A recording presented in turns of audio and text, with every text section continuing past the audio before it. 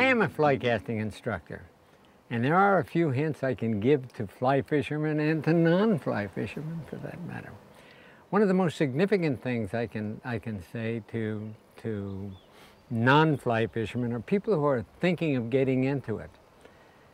I have to quote, "The quintessence of learning is doing."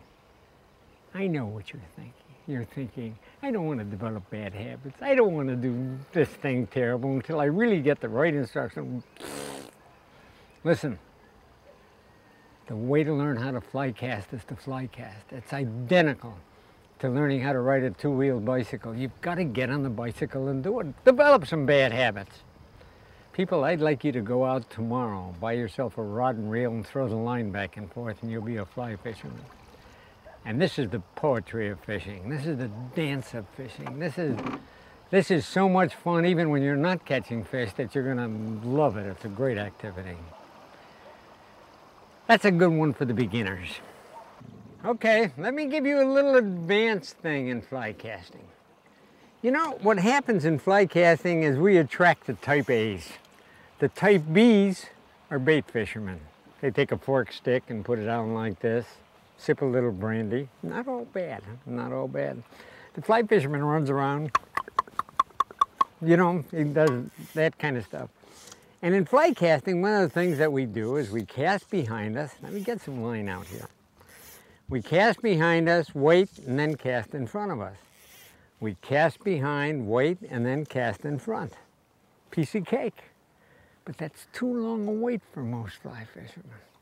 So what happens is, in between the back and the forward cast, they do all kinds of crazy things.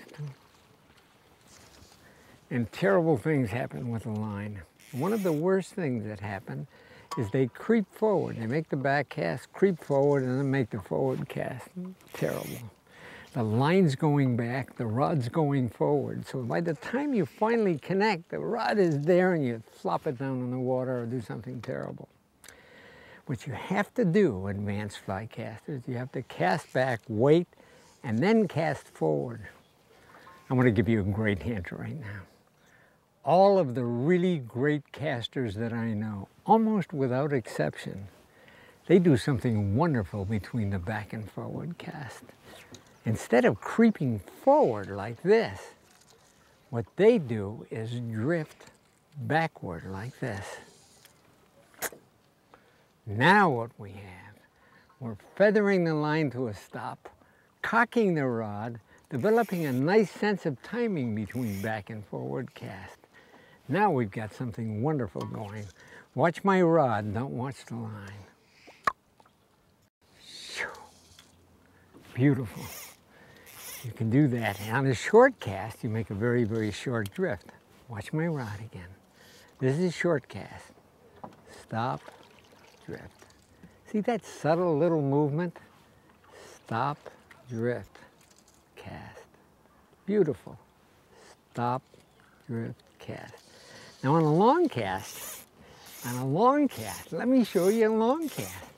On a long cast, what we need is a long drift. Watch my rod. I go stop, way back, and then out she goes. This is really fun, guys. It's a simple concept, and it's going to take most of you who are intermediate casters probably 2 or 3 hours to develop this, and you'll have it for the rest of your lives. It's a wonderful technique. It's a wonderful cast.